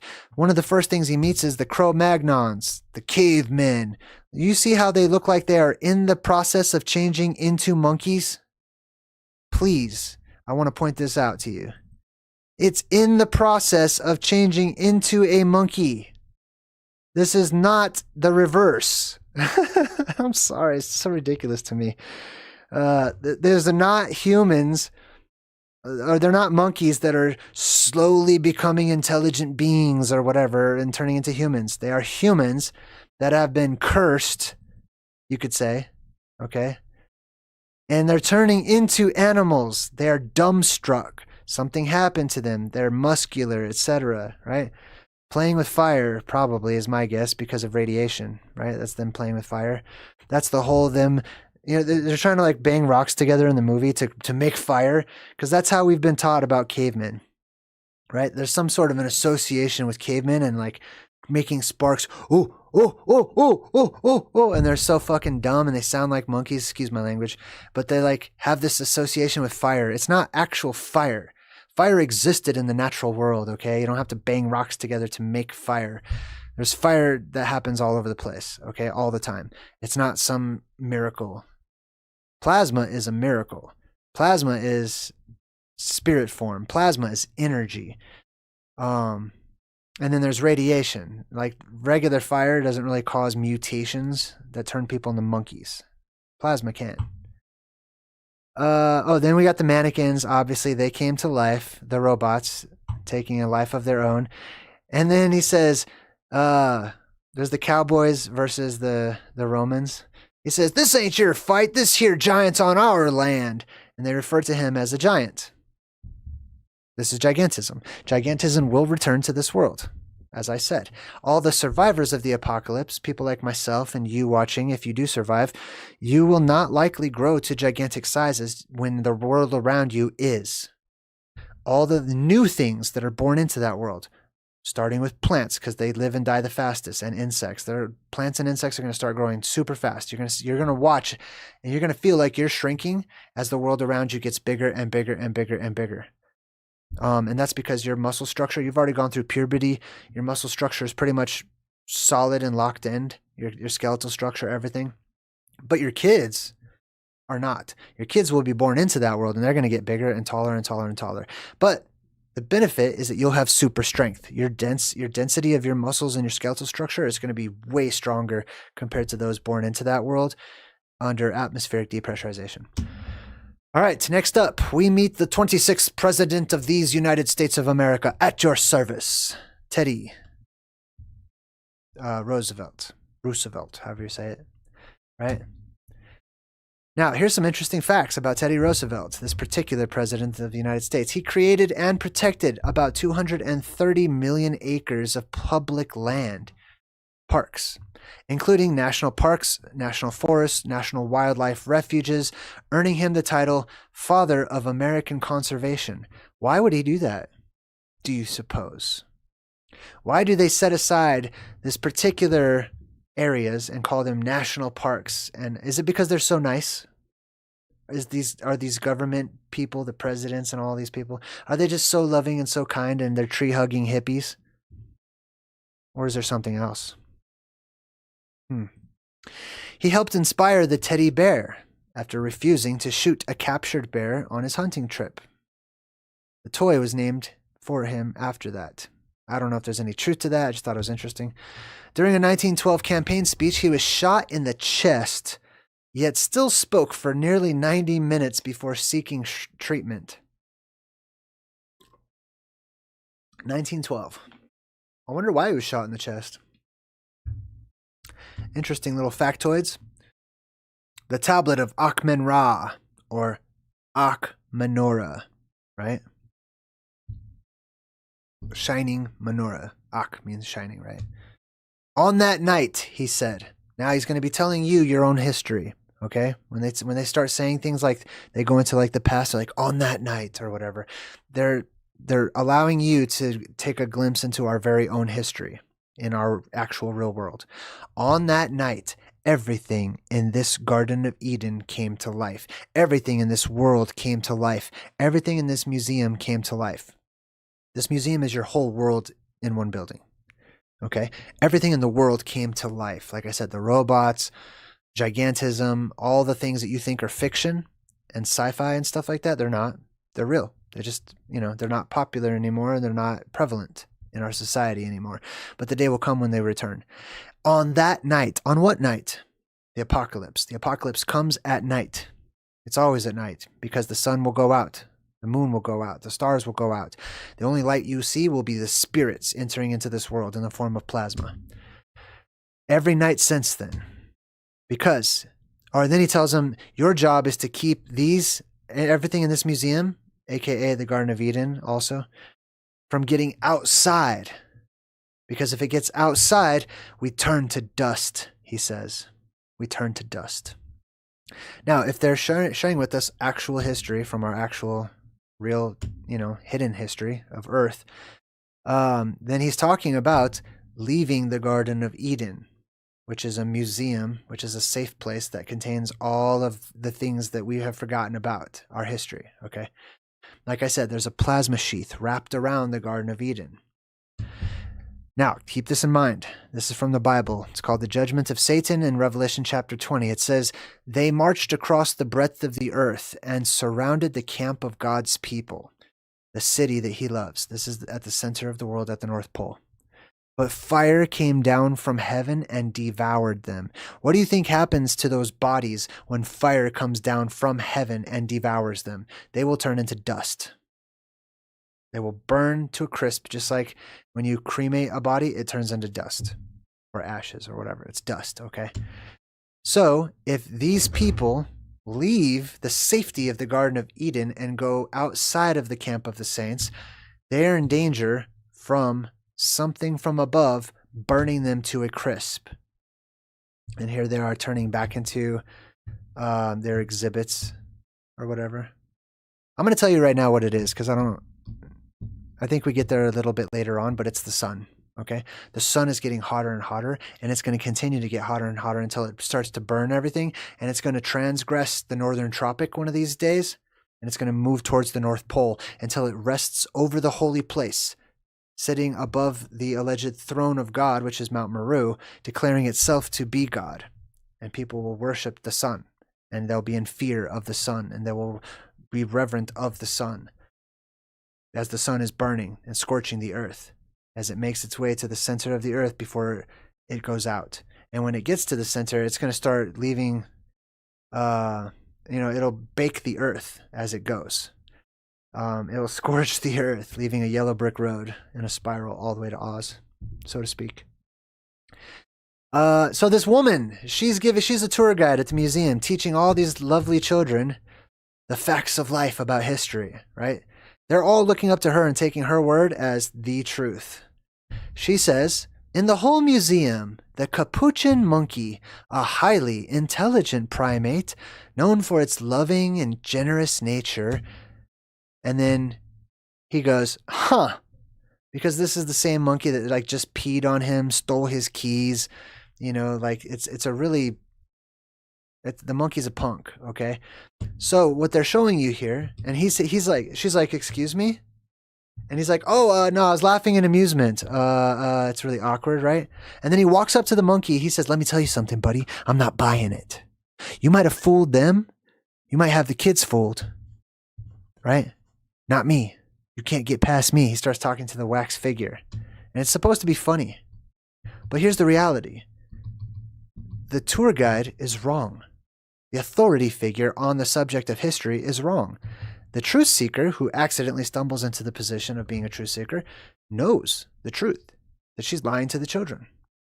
And he goes, huh, right? He doesn't want to make a big deal about it when he gets caught, but then he walks up to the monkey. He's like, I know the truth.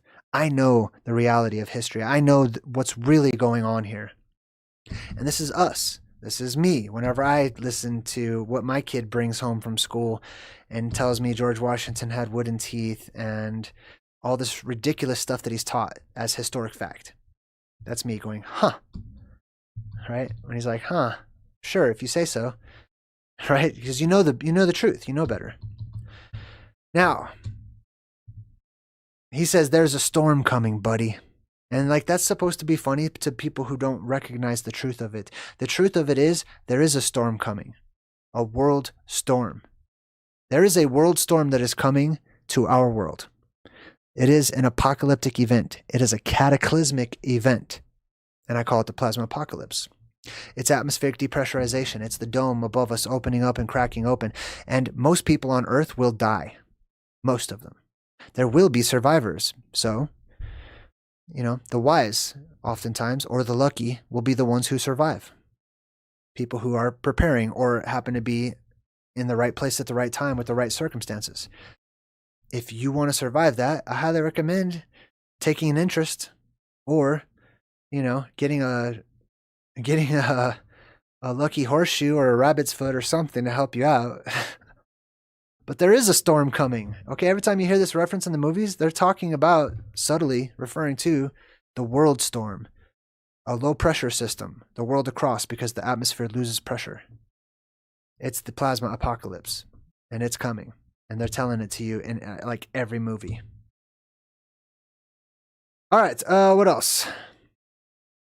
He says there's a storm coming. Then we get back to the monkey people, the cavemen in a cave overlooking the ocean for some reason. These probably used to be people in like San Diego or, La Jolla. Shout out to La Jolla, Orange County. I don't know. They were probably just in like the Orange County Mall.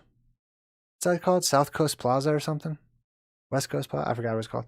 Anyways, these are probably like Generation Alpha that were just on their cell phones and stuff, irradiated to the point where it just messes up their brain. They can't talk anymore. Who knows? I don't know. But they're turning into monkeys. This dude's hair is set on fire.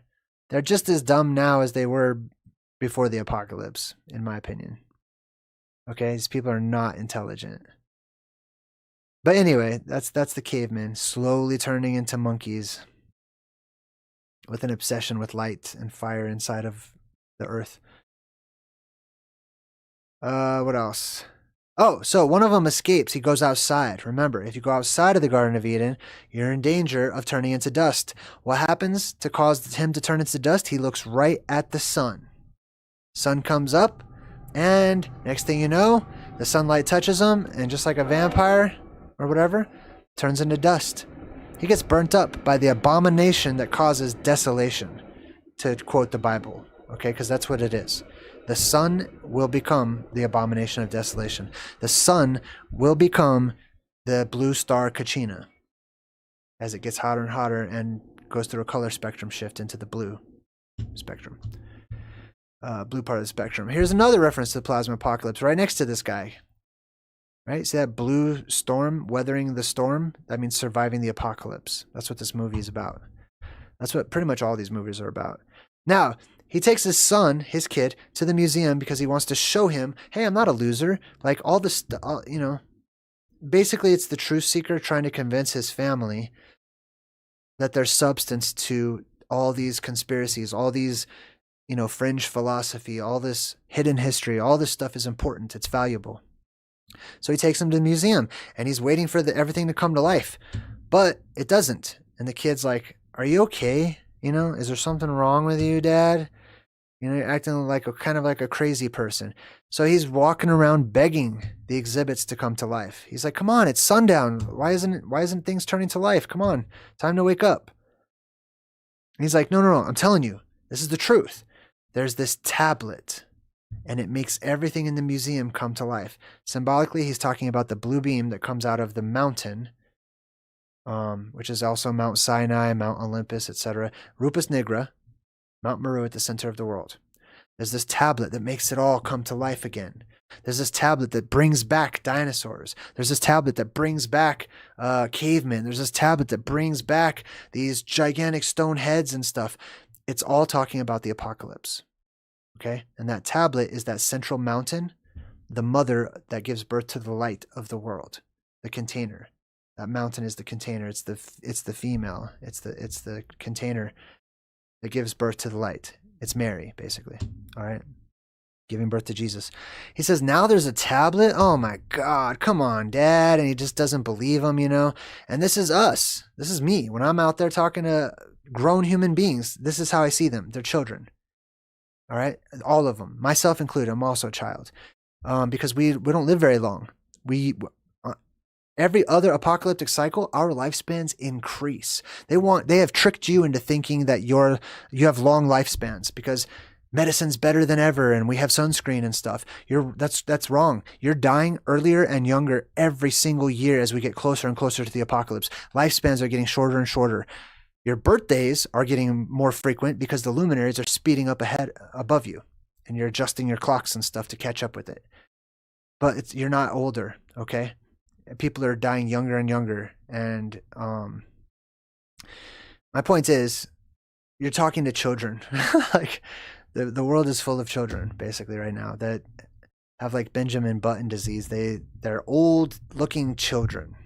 It's the only way that I can explain that. And keep in mind, when you read the Bible, if you do, when you hear Jesus talking to like anyone who's following him, he calls them his children, basically, because they're kids, they're children in comparison.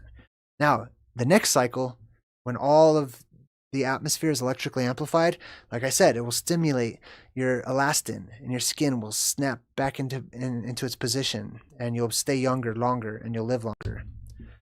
So you won't be a child. You'll live way past 100.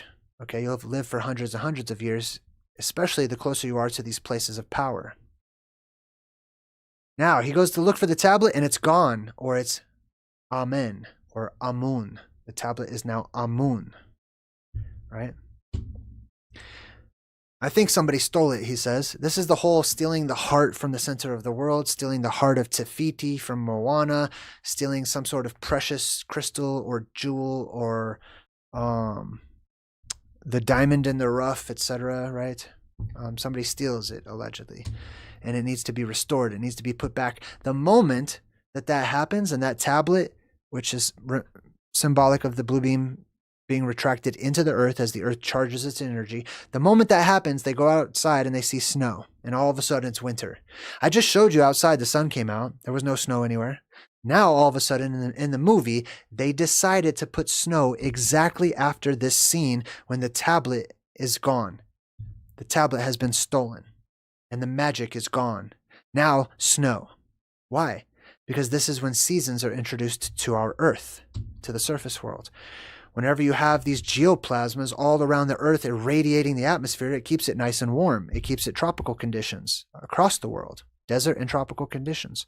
When you take that away, seasons start to develop. It starts to get cold as we move into the greater night, which is the time we live in now, is the greater night, the great night.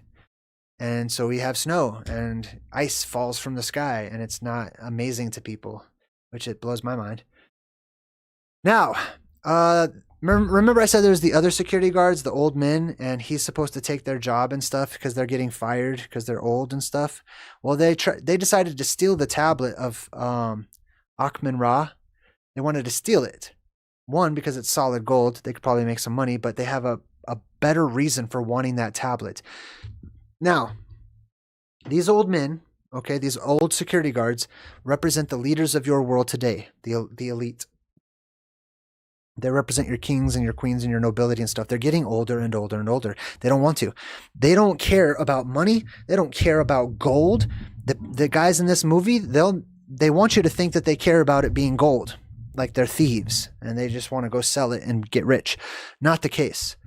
They care about this tablet. I'll show you in a second, okay? He's like, I don't want to hurt you, old man. You know, this tiny little old man punches him right in the nose. And he's surprised that this old man has such strength and vigor when he should be able to barely walk. So he knocks him in the face. He's bleeding. And Dick Van Dyke's character, this old man over here, says, you see, Larry, a few years into the job, the three of us realized that, like everything else in this museum, we got new life at night. Sundown to sunrise, we felt young again. Imagine that. It gave us an energy boost, says the other one.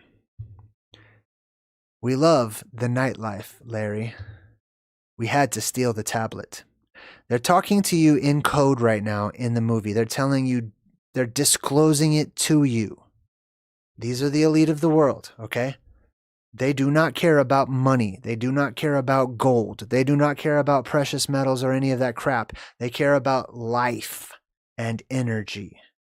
They care about energy that will extend their own personal lifespans because they don't want to die. They don't like growing old. They don't like getting wrinkly. They don't like turning ugly. They like being young and beautiful and strong and full of life and energy and vigor, right? And that's what that tablet presents them with. They steal it. Your elite, your world rulers, okay? The ones who are related to the people who came from Hyperborea are trying to return to Hyperborea. They're creeping up on the Arctic. That land is going to reemerge. And when it does, they want to be the first ones to claim it, to steal it, to take it away. Even though they're not deserving. Even though they have been given the world. And they know that they have not done well with the world. Okay? They want to get back. And they want to be the first ones there and take it over. And there's going to be a war over that particular valley, that Paradise Valley. Anyways, they're just showing all of this to you. It's the Fountain of Youth, it's the Garden of Eden, etc. Now, all the animals escape. All the exhibits escape. As you can see, they're running through the snow. This is the same thing that happens in our world. All of these tropical animals, like freaking mastodons and stuff, right? They're shown trudging through the frozen tundra. It's frozen because of the apocalypse. It is not frozen because woolly mammoths ate shrubbery that grew sparsely in snowy areas. Sorry, elephants need to eat tons and tons of food every day just to live. There's no way the woolly mammoth just walked around in the snow and that was its home. People are stupid, so they think it needed a fur coat because it's cold. That's not how that works. Look at all of the furry animals that live in Africa, in the desert, and in the jungle. It's mind-blowing. Anyways, then we got this mummy. This is the pharaoh that they referenced earlier. He's the dead. He comes to life, right? And this is what's going to happen during the plasma apocalypse. The dead will come to life. They will be restored. Some of them, depending on how far dead they are, might be fully restored. If they're all dead, you know, they might be more zombie-like, you know, but he's a mummy. A mummy is basically a zombie when it comes to life, okay? And the dead will come to life during the plasma apocalypse. How do the dead come to life? It's reinvigoration of the cellular structure. It's reactivation of the genetic code through electrical stimulation. Those cold plasmas, right? Those cave systems that oftentimes, by the way, are directly under these castles, directly under the pyramids, directly under the cathedrals, they will be flooded with geoplasmas that will bring the dead back to life. And that's why people buried their dead in the catacombs, hoping that they would restore them to life one day. All right, now, Columbus. This dude's constantly forgetting who this statue is of. He doesn't know if it's Magellan or, you know, which famous explorer it's supposed to be. He gets them all mixed up, but it's supposed to be Columbus, right? So they show Columbus at the end of the movie standing in front of the globe, right? He's got like toilet paper hanging off of his head, and he's right. And then he says to Columbus, he's giving instructions to all of the exhibits to help out, to like, bring order out of the chaos. And he says, okay, guy with no nameplate, I'm sorry, Columbus. Now, let's check out Columbus real quick, okay? I'm not so sure Columbus was an actual person, but if he was, I think this is definitely a nickname, okay? He's named after the blue beam. His goal was to find the Garden of Eden. How do I know? It's in the name. Check it out. What's the meaning of Columbus? If you look it up, the name Columbus is of Latin origin, blah, blah, blah, meaning dove. It absolutely does not mean dove, okay? If you look up the word column in, the etymology of the word column, you can see it comes from Old French. Colomba. Column. Pillar. Pole. Rod. Beam. Colomba. Colombe. Colonne.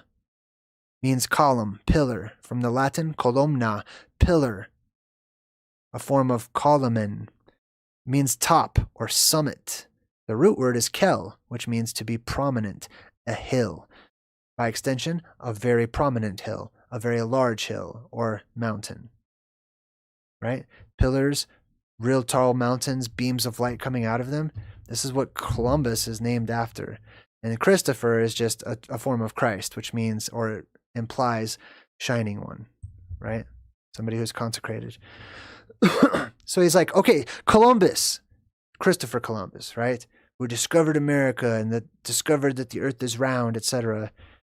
Columbus, take the Neanderthals and do a sweep from invertebrates all the way through reptiles. This is what Columbus is in charge of in the movie. They're subtly making fun of you. I'm going to tell you, okay? Columbus gets to be in charge of all of the monkey people, the Neanderthals, the stupid people. From the invertebrates all the way through the reptiles. And here he is, guarding the museum with all of his little, monkey human people behind him, right? That believe in Columbus so much. Anyways, there's a lot of joke symbolism in this, and I just got a kick out of it. I wanted to share that with you. Point blank, I'm saying if you believe Columbus, if you believe the official story of Columbus, that he was this explorer and the Nina Pinta and Santa Maria and all that, discovered America and all that stuff, dude, I'm telling you, it's all false. None of that is true. It's in the record, so people believe it's true now. It's in the history books, but it's way different than what you thought. It's way more than cinnamon and spices and cinnamon toast crunch ingredients for Spain or whatever. Anyways, his girl crush that he has thought that she was like, that he was making fun of her by telling her everything comes to life in the museum because, she's kind of nerdy. He's like, I told you I wasn't making fun of you. And then she goes, yeah, I know. Now I believe you, right? Unfortunately, many people out there in the world won't believe this type of stuff. This whole presentation will seem ludicrous and ridiculous, at the very least amusing or entertaining to some people. Because most people can't handle it. They can't conceive of it. They don't have the balance between fact and fiction. They can't reason it out to see the fantastic, right? So there's a lot of people won't believe any of this until the day it comes, until the day it happens. On that night, that magical night, the people's eyes will be opened, some to their own detriment, some to wonder. It'll be a wonderland. Anyway, the kid is now suddenly proud of his dad, who is this truth seeker at the museum that knows all of these things.